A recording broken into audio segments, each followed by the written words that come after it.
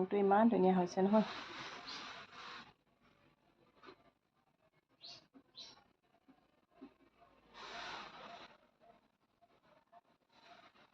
এইপিনে এয়া ভেন্দি, এই ভেন্দিৰ লগত ৰন্ধা মাছৰ চৰচৰিখন আপোনালোকে খাইছে নাই বাৰু?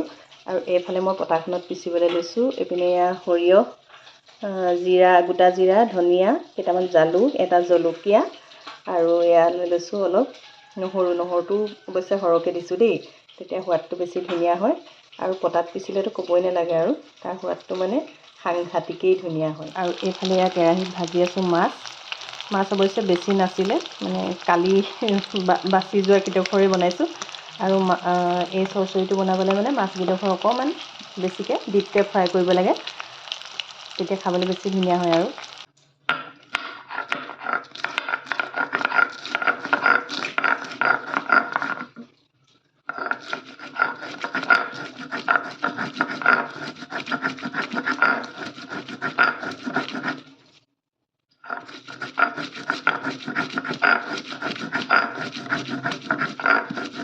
আৰু ভেন্দিকেইটা মই এনেদৰে মাছ কষাৰ নিচিনাকৈ অকণমান কচি লৈছোঁ, তেতিয়া মানে মছলাটো সোমাই যায় যে খাবলৈ আৰু ধুনীয়া হয়।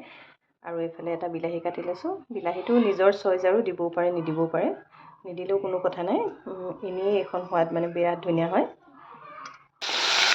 এইপিনে এয়া মাছ ভজা তেলখিনিতে অকণমান কেইটামান মেথিগুটি ফুটাই ল'লোঁ, আৰু তাতে এয়া পিচি লোৱা মছলাখিনি ধুনীয়াকৈ ভাজি লৈছোঁ। আৰু তেতিয়ালৈকে ভাজিম যেতিয়ালৈকে মানে ইয়াৰ কেঁচা গোন্ধটো গুচি নাযায়। আৰু ইয়াৰ লগতে নিমখ হালধি দিয়ে দিছোঁ।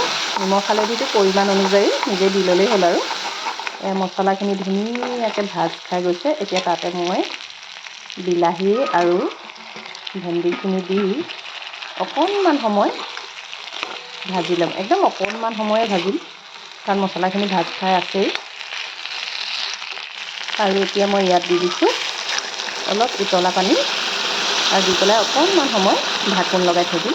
ইয়াত ধুনীয়াকৈ উতল আহি আছে, আৰু তাতে মই মাছকেইটুকুৰা দি দিছোঁ, দি পেলাই আৰু অকণমান সময় ঢাকোন লগাই দিম, যাতে মানে অকণমান তৰকাৰীখন ডাঠ হোৱালৈকে। ইমানটো জোখতে অফ কৰি দিম, আৰু তেতিয়া অকণমান ঠাণ্ডা হ'লে আকৌ আৰু অলপ ডাঠ হ'বই নহয়।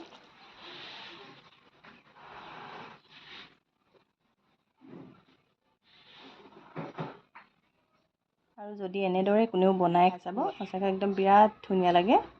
আৰু মোৰ আজি দুপৰীয়া থালিখন এনেকৈয়ে, আৰু এইফালে আছে অকণমান এয়া বিটৰ চালাড, এইফালে এটুকুৰা মাছ ফ্ৰাই, আৰু এইফালে মোৰ একদম প্ৰিয় বস্তু ভোট জলকীয়া, এইফালে নেমু।